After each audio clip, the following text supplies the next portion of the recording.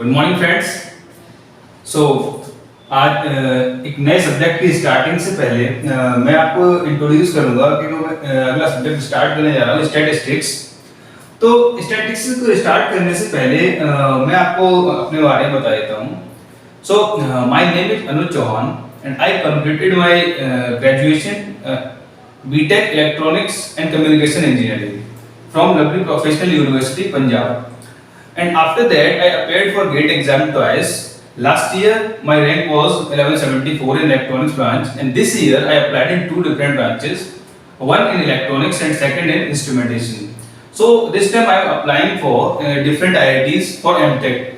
So I think ये मेरा introduction है. इसके बाद मैं बताऊंगा आपको स्टैटिस्टिक्स जो सब्जेक्ट हम स्टार्ट करने जा रहे हैं उसके इंट्रोडक्शन के बारे में.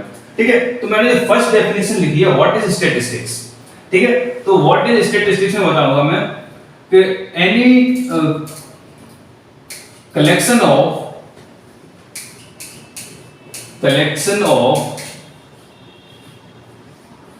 data simply known as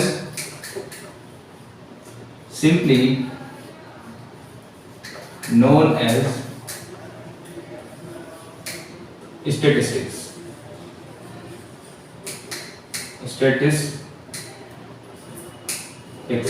Okay, so this is a very basic definition. Collection of data simply known as statistics.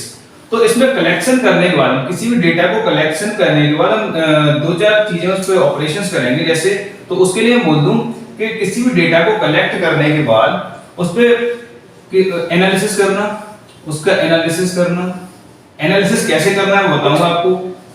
उस डेटा से क्या हम इंटरप्रेट कर सकते हैं. एनालिसिस करने के बाद interpretation.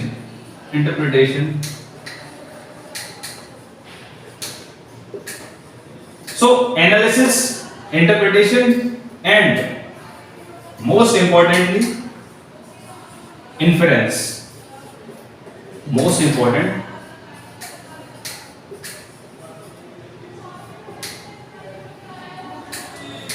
importantly inference of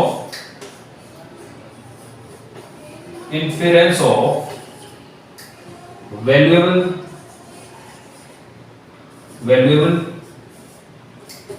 information from this collected data.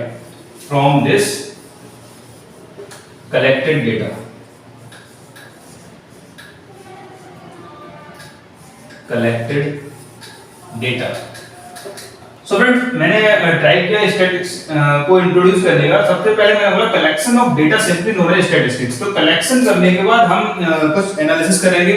तो analysis, interpretation and third term में मैंने यहाँ पे लिखा है इन्फेरेंस. तो जब हम जो भी डेटा इकट्ठा किया है उससे हम सिंपली स्टैटिस्टिक्स क्यों बोल रहे हैं, क्योंकि उस पे हम एक एनालिसिस करेंगे. वो एनालिसिस क्या होगा नेक्स्ट वीडियो में बताऊंगा.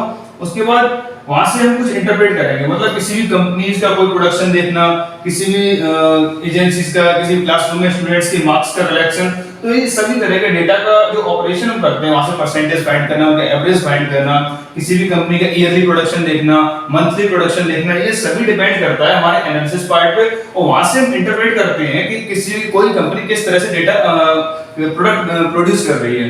और लास्टली हम देखेंगे वहां से इन्फर क्या कर सकते हैं. मतलब हम क्या जान सकते हैं कि इस पर्टिकुलर कंपनी का प्रोडक्शन रेट ज्यादा है, किन्हीं दो कंपनीज को कंपेयर कर सकते हैं, किन्हीं दो स्टूडेंट्स को कंपेयर कर सकते हैं on the basis of this collected data.